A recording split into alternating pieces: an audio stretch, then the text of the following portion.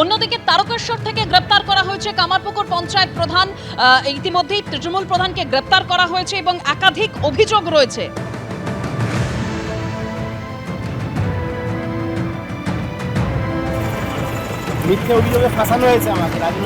তারকেশ্বর থেকে গ্রেপ্তার কামারপুকুর পঞ্চায়েতের প্রধান রাজদীপ দে। তোলাবাজি ও মারধরের অভিযোগে গ্রেপ্তার করা হয়েছে তাকে। রাজনৈতিক ষড়যন্ত্রের শিকার দাবি করেছেন ওই তৃণমূল নেতা। দাদা, কেন আপনাকে গ্রেপ্তার করা হলো? রাজনৈতিক ষড়যন্ত্র, মিথ্যে কেস দিয়ে ফাঁসানো হচ্ছে। অন্যদিকে বৈদ্যবাটিতে একেবারে বিজেপি কর্মীদের মারধরের অভিযোগে গ্রেপ্তার করা হলো তৃণমূল কাউন্সিলর রাজু পারুইকে। 26শে এপ্রিল যেটা সামনে আসছে যে বিজেপির প্রচারে হামলার অভিযোগ রাজু পারুইয়ের বিরুদ্ধে, বিজেপির প্রচারে বাধা দেওয়ার অভিযোগ তৃণমূল কাউন্সিলরের বিরুদ্ধে। শ্রীরামপুর থানায় লিখিত অভিযোগ দায়ের করা হয়, তারপরেই গ্রেপ্তার তৃণমূল নেতা।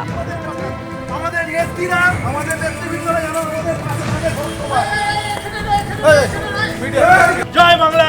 দাদা, কি কারণ আপনি বললো?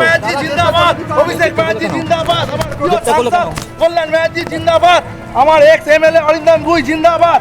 আর গতকালই ডায়মন্ড হারবারের প্রশাসনিক যে বৈঠক ছিল সেখান থেকেই তিনি বলেছিলেন, অর্থাৎ শুভেন্দু অধিকারী বলেছিলেন যে আজ থেকে তোলাবাজি বন্ধ। গতকাল তিনি এই কথা বলেছিলেন। কি বলেছিলেন শোনাবো। আজ থেকে অটো, টোটো, হকার এদের কাছ থেকে কোনো তোলা সিন্ডিকেট কেউ তুলবেন না। কোনো অবৈধ টোল, হকারদের কাছে কালেকশন, সাফাই কালেকশন ইত্যাদি বৈধ রসিদ ছাড়া কেউ তুলবেন না। কেউ যদি টাকা চাইতে আসে আপনারা সোজা থানায় যাবেন, থানা আপনাদের প্রোটেকশন দেবে। এতদিন শাসকের আইন ছিল, এবারে আইনের শাসন চালু হয়েছে। আপনারা আইন মেনে কাজ করুন। তৃণমূলের প্রতিক্রিয়া শুনলেন, একেবারে স্বীকার করে নেওয়া হলো যে টাকা নেওয়া হয়েছে। স্থানীয় তৃণমূল নেতা তিনি বলছেন, আমি নিইনি, দলের জন্য টাকা নিয়েছিলাম। পশ্চিম মেদিনীপুরের কেশপুরের ছবি রেখেছিলাম।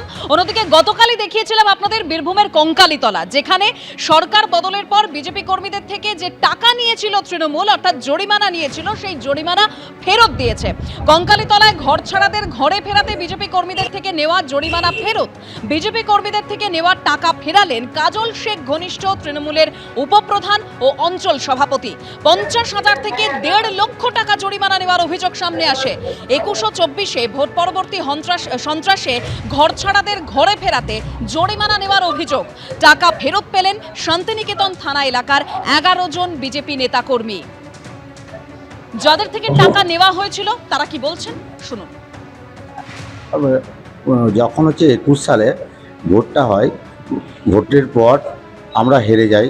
বিজেপির নেতৃত্ব দিয়েছিলাম, আমরা এই এলাকায় আমি ঘুরেছিলাম। আমাদের অনেক ছেলে টেলে যারা ছিল তারা এই এলাকায় ঘোরাঘুরি করেছে। তার জন্যে সেই সমস্ত বাড়িতে এবং আমার বাড়িতে ভাঙচুর চালায়। আর তার সঙ্গে সঙ্গে আমার দাদাকে বয়ে ধাক্কা পিটোয়। আজকে সেই টাকা সব্যসাচী রায়ের মাধ্যমে তার নেতৃত্বে আমরা ফেরত পাই। 50,000 থেকে 1.5 লক্ষ টাকা জরিমানা নেওয়ার অভিযোগ সামনে আসে। আর অবশেষে টাকা ফেরত পেলেন শান্তিনিকেতন থানা এলাকার 11 জন বিজেপি নেতাকর্মী। বিজেপির কি প্রতিক্রিয়া দেখুন। নানুরের কঙ্কালী পঞ্চায়েতের ঘটনাটা প্রমাণ করছে। আজকে ওখানে তৃণমূলের পঞ্চায়েতের নেতা মামন শেখ এবং আলেপ শেখ, তারা 21-এ যাদের কাছ থেকে জরিমানা করেছিল, যাদের উপর জরিমানা চাপিয়েছিল, তবেই তাদের ঘরছাড়া করে দেওয়ার পর ঘরে ফিরতে বাধ্য হয়েছিল, তাদেরকে সেই জরিমানার টাকা ফেরত দিয়েছে। এমনকি একজন হিন্দু সমর্থক ভারতীয় জনতা পার্টি তাকে জোর করে একজন মুসলিমের কাছে বাড়ি বিক্রি করতে বাধ্য হয়েছিল। এই রকম ধরনের অত্যাচার চালানোর পর আজকে সেই আলেপ বলুন আর মামন বলুন, তারা সেই গ্রামবাসীদের হাতে পায়ে ধরে জরিমানার টাকা ফেরাচ্ছে। কারণ বুঝতে পারছে যে দিন বদলেছে, উলট পুরাণ হবে। ঠেলায় না পড়লে বেড়াল গাছে ওঠে না, তাদের গাছে এখন উঠতে হয়েছে। এবার এই গাছ থেকে নামাবার কাজ নিচে গ্রামবাসীরা অপেক্ষা করছে, আর ডবল ইঞ্জিন সরকারের পুলিশ প্রশাসন অপেক্ষা করছে। বীরভূমের কঙ্কালীতলায় বিজেপি নেতাকর্মীদের থেকে যে টাকা নেওয়া হয়েছিল সেই টাকা ফিরিয়ে দিয়েছেন কাজল শেখ ঘনিষ্ঠ তৃণমূলের উপপ্রধান ও অঞ্চল সভাপতি। কাজল শেখ কি বলছেন শুনুন। 2021 সালের যে নির্বাচনের কথা বলছেন, যে ভোট পরবর্তী হিংসার কথা বলছেন, 2021 সালে কাজল শেখের ক্ষমতা, কাজল শেখের দায়িত্ব 4 গ্রাম পঞ্চায়েতের মধ্যে সীমাবদ্ধ ছিল। চারকোগ্রাম গ্রাম পঞ্চায়েতের মধ্যে হাটসান্দি গ্রামটাও আমার আন্ডারে ছিল না।